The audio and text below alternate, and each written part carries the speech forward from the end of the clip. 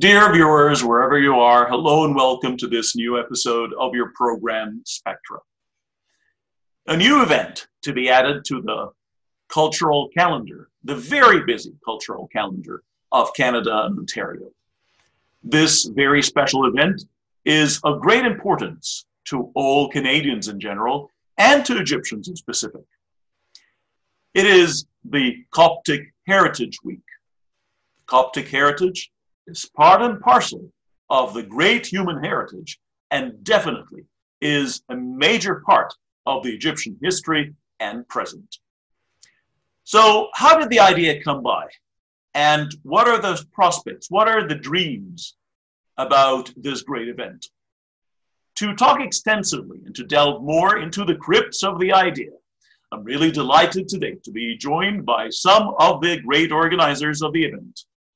So starting with ladies first, Juliana Azer. Juliana, hello and welcome. Hi, Mohammed. Thank you for having us today. It's a pleasure having you, Juliana. And Adel Bulus. Adel, hello and welcome. Hi, Mohammed. Thank you very much for giving us this chance to speak in your show. The pleasure is all mine.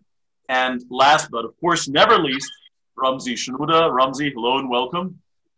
Good evening, Mohammed. Thank you very much for this opportunity and welcome to join your show. Thank you very much. Thank you very much. It's a great opportunity to be having you all with me tonight. And first and foremost, when I started with my intro, I talked about the Coptic Heritage Week. And can I ask Adel, please, to start with, how would you define the word Coptic for those who do not know? Who's a Copt? Yeah, well, this is a good question, of course, because this is the heart of the matter. But Coptic is derived from Egypt. So basically, this is what it is. And Juliana, like, how did the idea come to your mind? When did the idea start? When was the inception? Well, the inception has been going on for a few months now, but the reason we thought about it is because this is a purely Egyptian culture, and it extends to the first century. Well, actually, according to historians, the Coptic era is defined in between the year 30 BC to the year 641 AD. So that's the definition of the Coptic era. And that is when Egypt was in transition between the Greek-Roman era into the start of Christianity in Egypt. And referencing what Adel mentioned earlier, Copts, yes, they are the Christians of Egypt as known now. However, they're pure Egyptians who lived in that era and created their own culture as one of the layers that inspired the overall cultural history of Egypt. So it was a transitional period between the Pharaonic Greek-Roman and then later on lasted for about 7th century until the Islamic culture started in Egypt. So the inspiration is we need to shed the light on the uniqueness of that culture that sparked from Egypt to all across the world in its uniqueness in terms of the language, the arts, certain features and characteristics of that culture, because this type of heritage, unlike other heritages, for example, the Pharaonic, it's kind of like indigenous. It doesn't live anymore except the monuments we see, but we don't practice any of it anymore. However, the Coptic, for example, the iconology or the art of icons and paintings started and developed, and it is used still in modern Coptic culture and modern Coptic art. So it is a live culture, live heritage, and we needed to kind of like shed the light on that specific era and how it's transitioning, and it's still living until now. Thank you very much. That's very well said. And moving to Ramzi, you know, we talked about who's a Copt and what does Coptic mean, and like how did the event come to mind. But just like Juliana said, it's a live culture. So it's not just something from antiquity, something that happened in the past and ended. It's a live culture.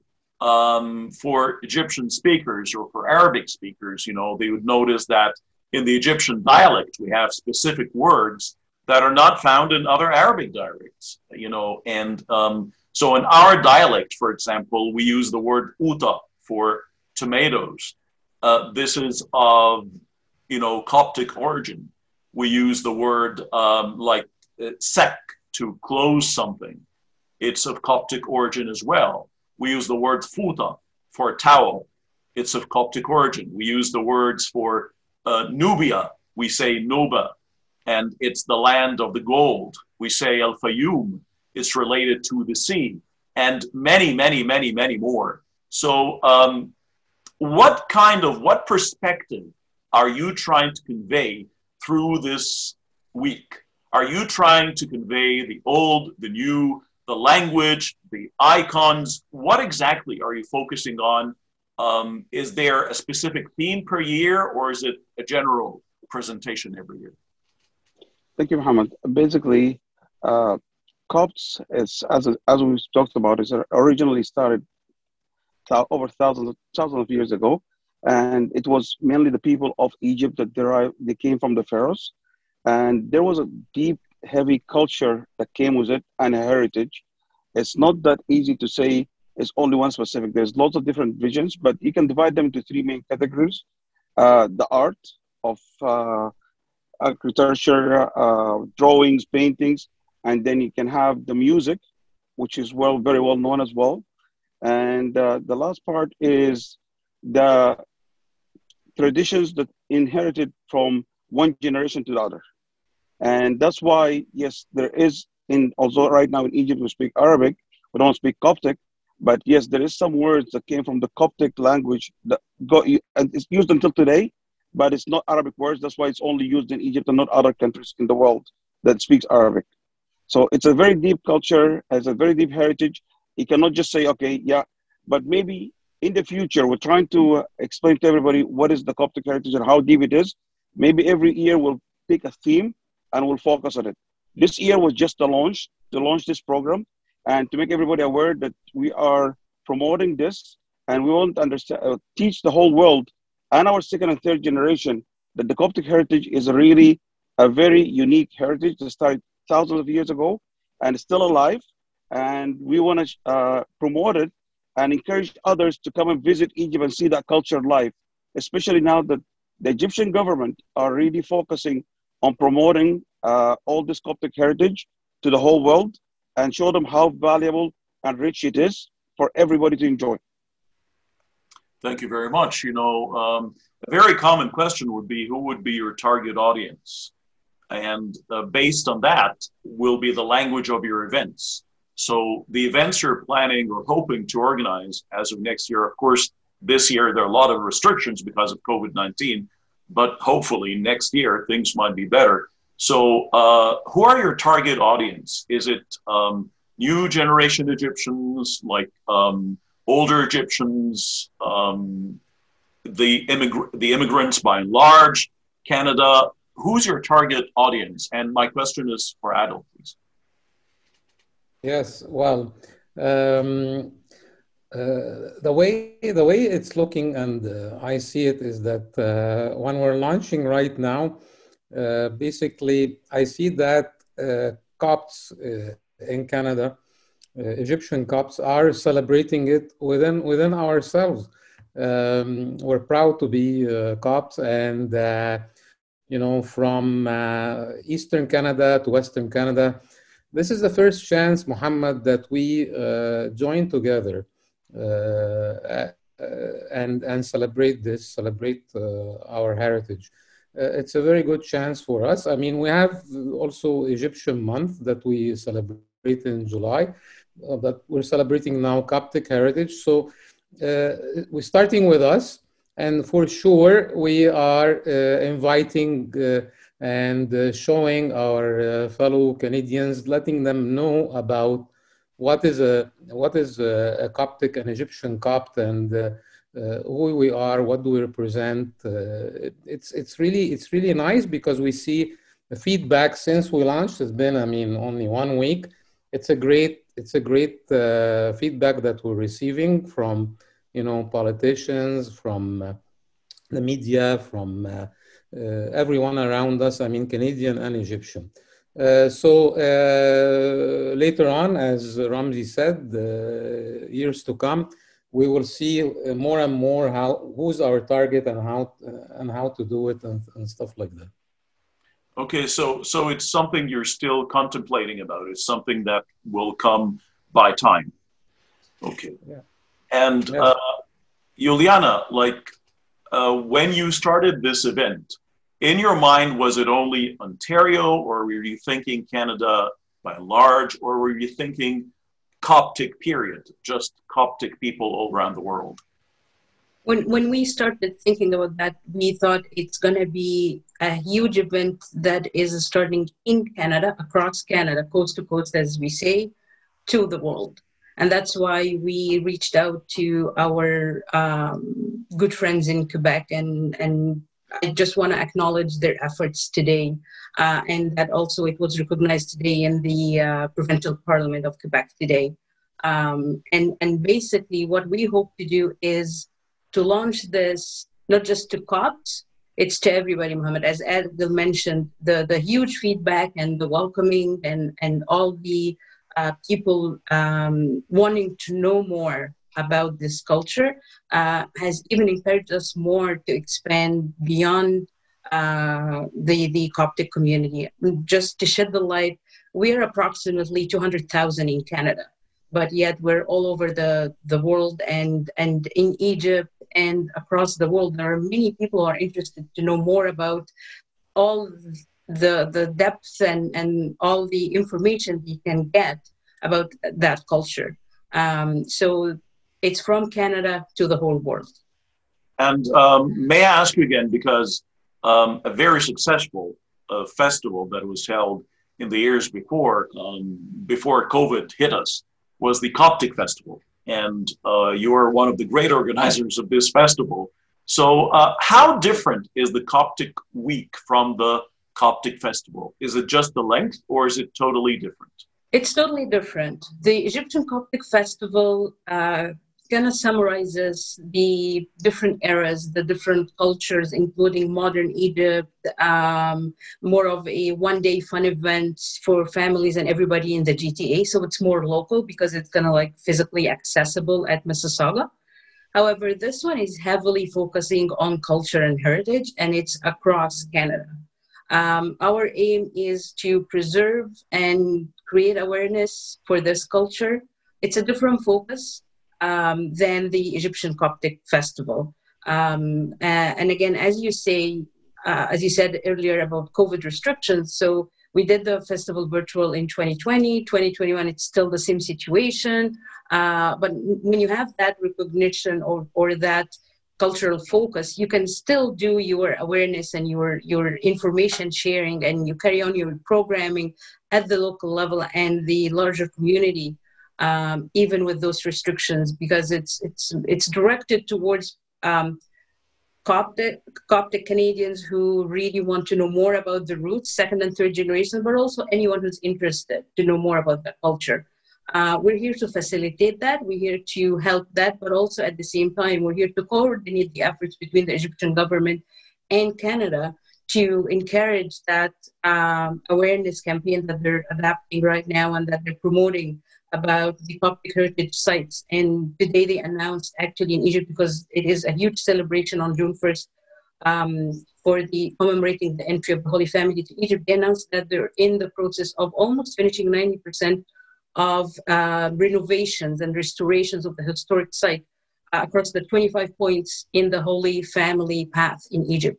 And they're encouraging people to come visit Egypt. And as Ramzi mentioned, this is our door. We're the link. We're the a connection point to that as well. We know both cultures and we know what people look at, and we want that era to be on their bucket list when they visit Egypt. Absolutely. And Ramzi, of course, Egypt was and still is a beacon for multiculturalism. It's a culture that was really a great melting pot for many, many, many world cultures that came and, fully integrated themselves into the Egyptian culture.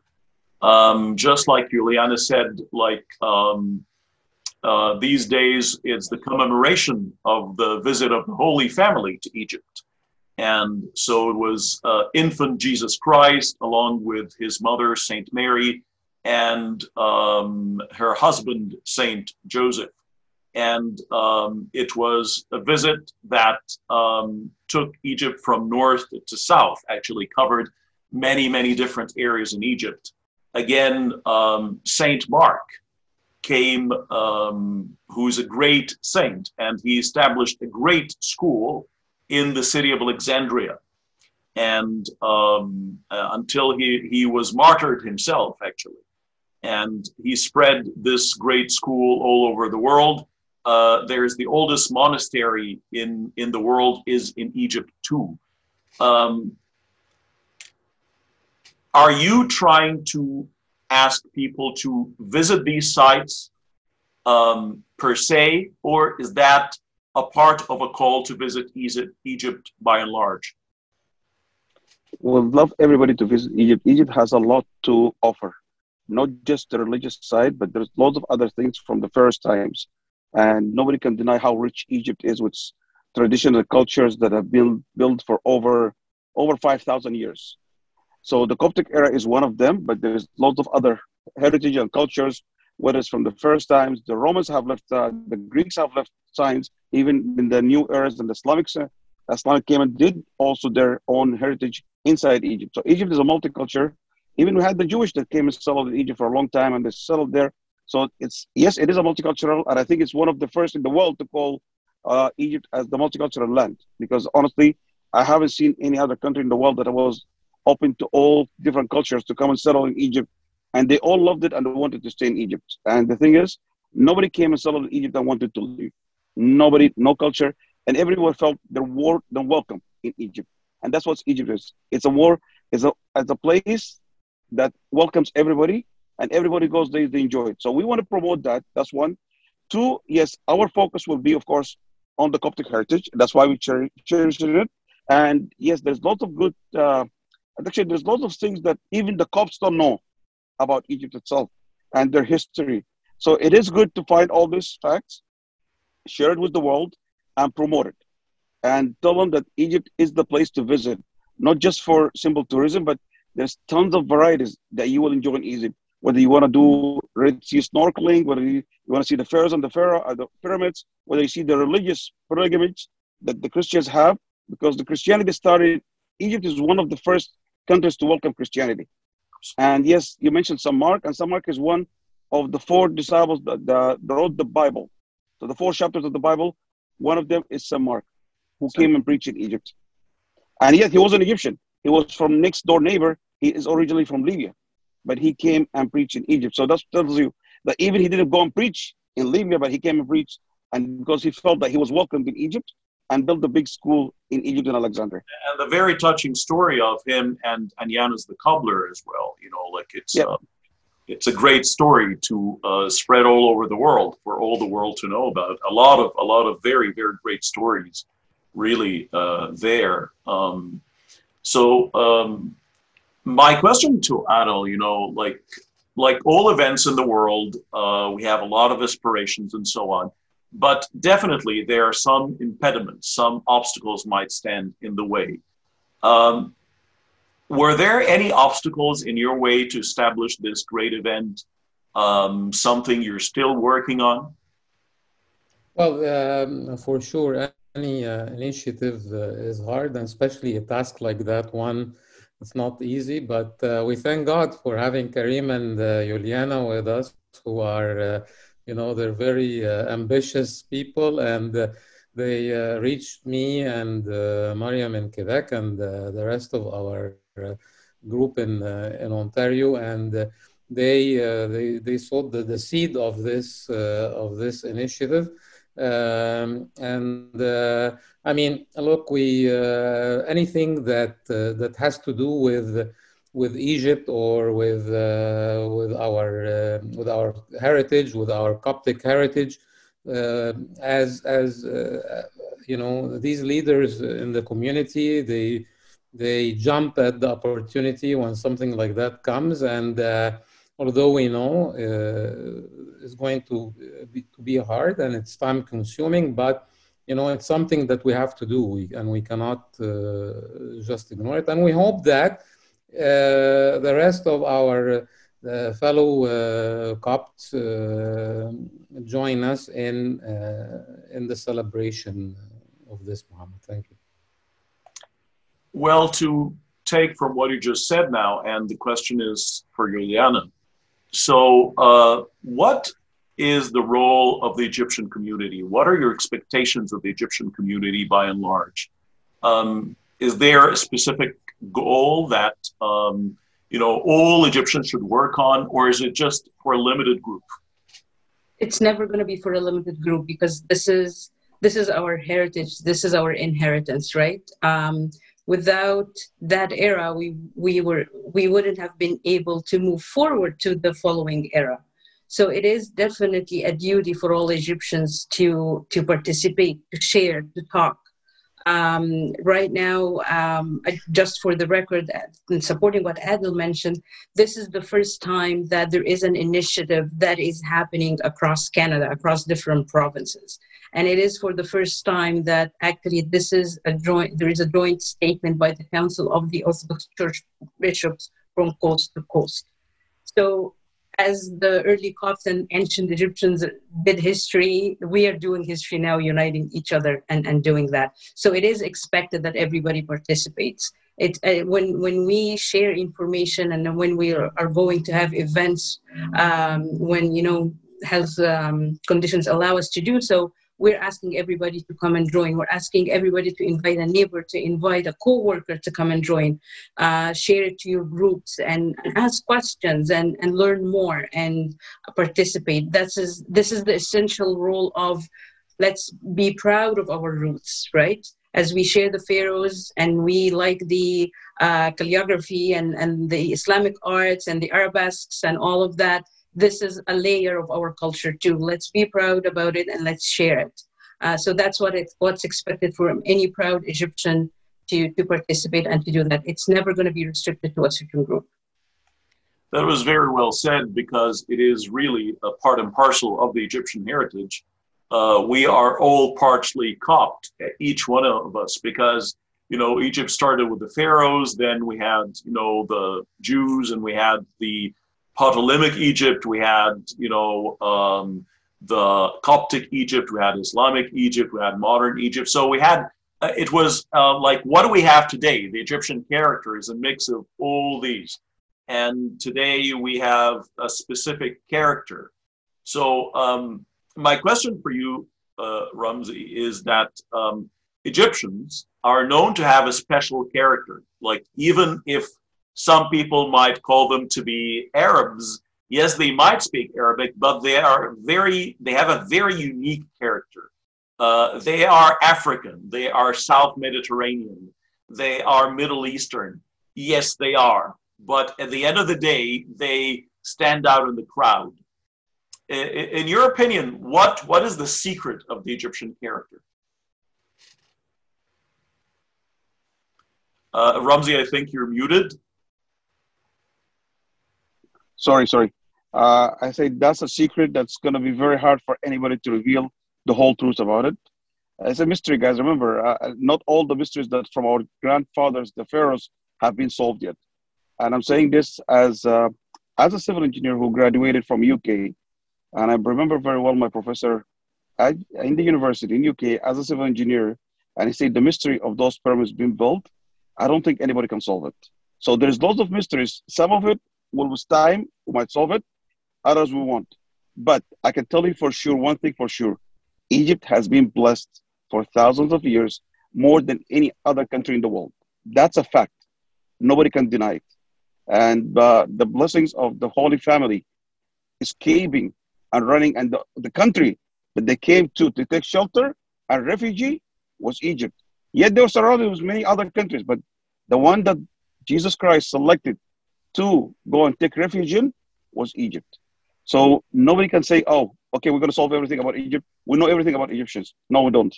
And I don't think anybody will know everything about Egyptians. It's a mystery that we keep solving every day, every new decade.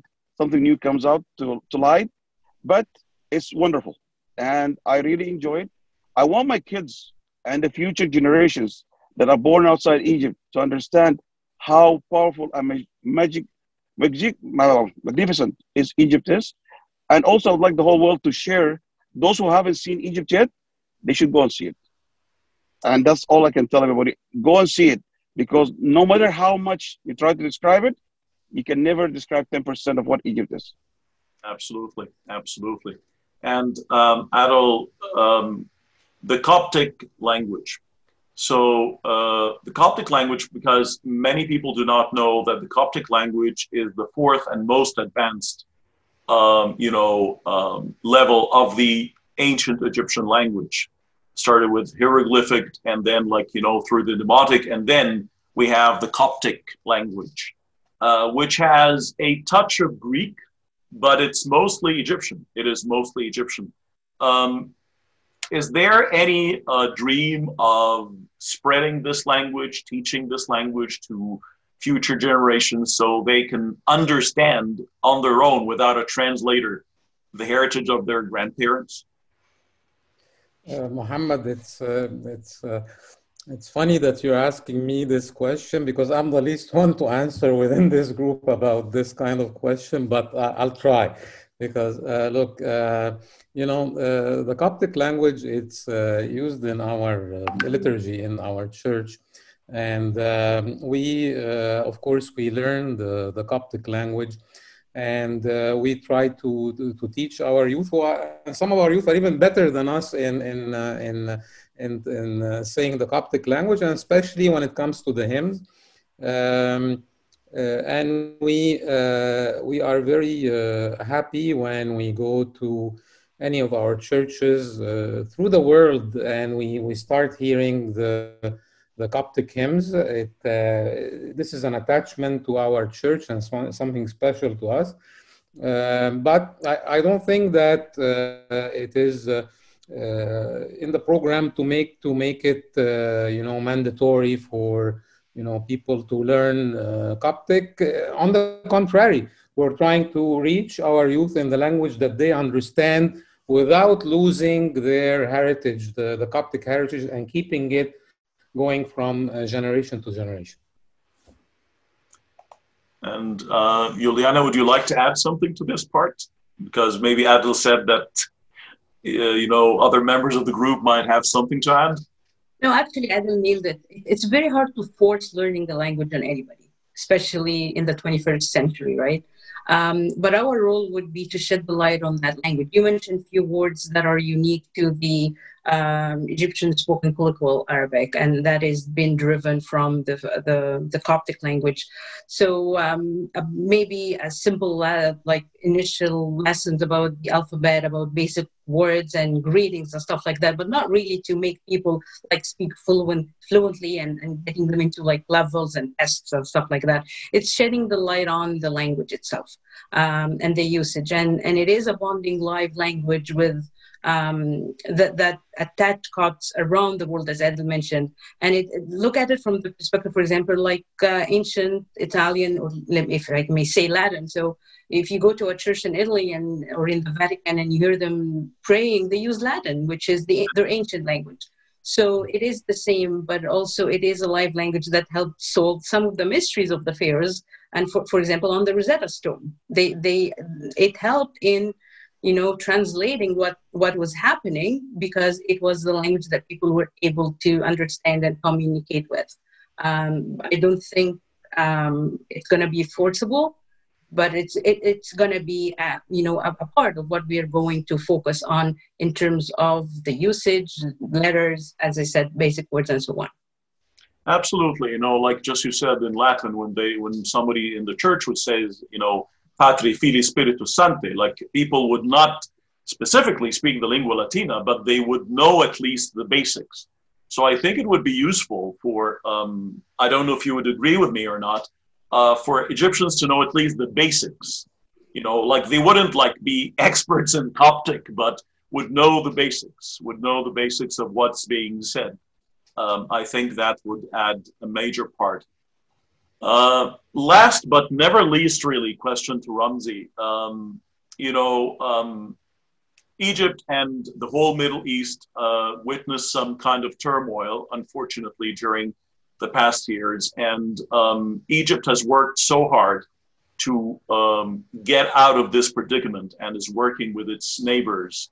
And one of the major problems and obstacles was any kind of segregation based on belief, based on language, and based on anything else. Egypt was always on the front lines fighting against any kind of discrimination and playing a major role in paying all due respect to all of its citizens. How can the Coptic Heritage Week play a role in conveying this message from Egypt to the rest of the world? That's a very hard question because, as I said, Egypt have gone through lots of turmoils, lots of different kind of rulers that came, changed things. But all I can say right now, we are going into a golden era where we have an Egyptian leader who believes very hard in the unity of the country, and we're all equal. And it's something that's very nice and unique to feel everybody's equal in Egypt, and that's what the government is working on right now in Egypt and promoting. And I believe there's not even one Egyptian that doesn't love Egypt. It's always in their heart. The only ones that don't love Egypt, I don't call them Egyptians because they don't appreciate what they have. This is a blessed land. It's a peaceful land, but there's always somebody trying to cause trouble, which is normal. We're human beings. There's some of us that get weaker and they do stuff that they regret later. But I believe that Egypt is going forward, uniting every single culture in there and making everybody feel they're welcome. And it's open to the whole world to show them how multiculturalism works. Although we keep saying Canada is a multiculturalism land, but it's young. But Egypt is old in this aspect. And that's what I'm looking forward to, even with the challenges that we see from some of the neighbors, Egyptian neighbors, whether it's from the south, from Ethiopia and the Nile, or even from the borders left or right. There's always challenges, but Egypt is right now getting to the point that they stand it up for their rights and for every single citizen. And you know what? Once we started looking at this Coptic heritage and I started digging deeper and I find out, which is something I was really surprised, and I don't know how many people know this, but how old is that River Nile? That's the life of Egypt. But how old is it? And I was shocked to find out, proven that the Nile is over 30 million years old. And the first people that used that Nile were our ancestors, the pharaohs. Yet that Nile right now is feeding into too many countries, and that's what Egypt is protecting for every country, the right to use that Nile. And that's what I'm talking about. So Egypt is so rich, has a lot to offer, and there's lots of things that nobody knows about, not even the Egyptians. And it's about time that we enlighten some of it, and we're going to be focusing on the Coptic heritage. We'll try to get the Coptic language alive again, although it's mainly used in the churches. But hopefully the kids will learn the alphabet and how deep are those languages and where they came from and how they get derived. That's it. Thank you. Absolutely. Thank you very much. At the very end of this very, informative interview, I really have to thank all of you for being with me tonight. Is there a final message you'd like to give to Canadians and the Egyptian community? Something you'd like to tell them so that we can all work hand in hand? We are all Copt in a way. So what should we do to work hand in hand with you to have a great celebration in the coming year? Well, I would say that we launched it. It's a great start, and we're looking forward for next year. But what we want is action, and we want everyone to participate and take part of this. This year, we're still in the COVID era, but hopefully next year it will open up, and we're all going to meet somewhere in Ontario or somewhere in Quebec and celebrate all of this. And Muhammad, we would love you for you to join us. And thank you very much for all what you do to our country, the help for our country. It will definitely be my pleasure. Like I always had the great pleasure being part of the Coptic Festival, the Egyptian Heritage Week, and definitely it will be my great pleasure to be part of the Coptic Heritage Week as well, definitely. I really have to thank you very much all for being with me tonight. Thank you very much, time and again. And dear viewers, if I was just to conclude here, and I would have to say that, like I said, we're all partly Copt. As Egyptians, we're all partly Copt. And since Egypt was always the cradle of civilization, the midland of the world, the meeting point of all cultures, so I would not be exaggerating if I say all humans are partly Copt, because we've all learned from the Egyptian culture. I don't think there is any culture that did not learn from the Egyptian culture. I doubt there is any history book in any country in the four corners of the globe that does not have Egypt in it. Like, there is no student in the whole entire world that does not study Egyptian heritage. So, and even if we're talking about the Coptic heritage, we're talking about great icons of history. So if we're talking about, the Holy Family, so Jesus Christ, Saint Mary, Saint Joseph, if we talk about Saint Mark, Saint George, all these are major names that are known worldwide. They're not only known in Egypt. So definitely, I'm not exaggerating here if I say that we're all partly Copt in a way. It is a major important thing, really, to shed light on these things. It's an eye-opener for all humanity. The major obstacle against humanity is discrimination, is bigotry, is marginalizing other people. And the only antidote against this is to have an all-encompassing culture. This is something that Canada always strives to achieve, and this is something that Egypt started in the past. So I think it would be a great collaboration between the old and the new cultures of multiculturalism in both Canada and Egypt. Dear viewers, thank you very much for being with us tonight. Until we meet again, have a very pleasant evening.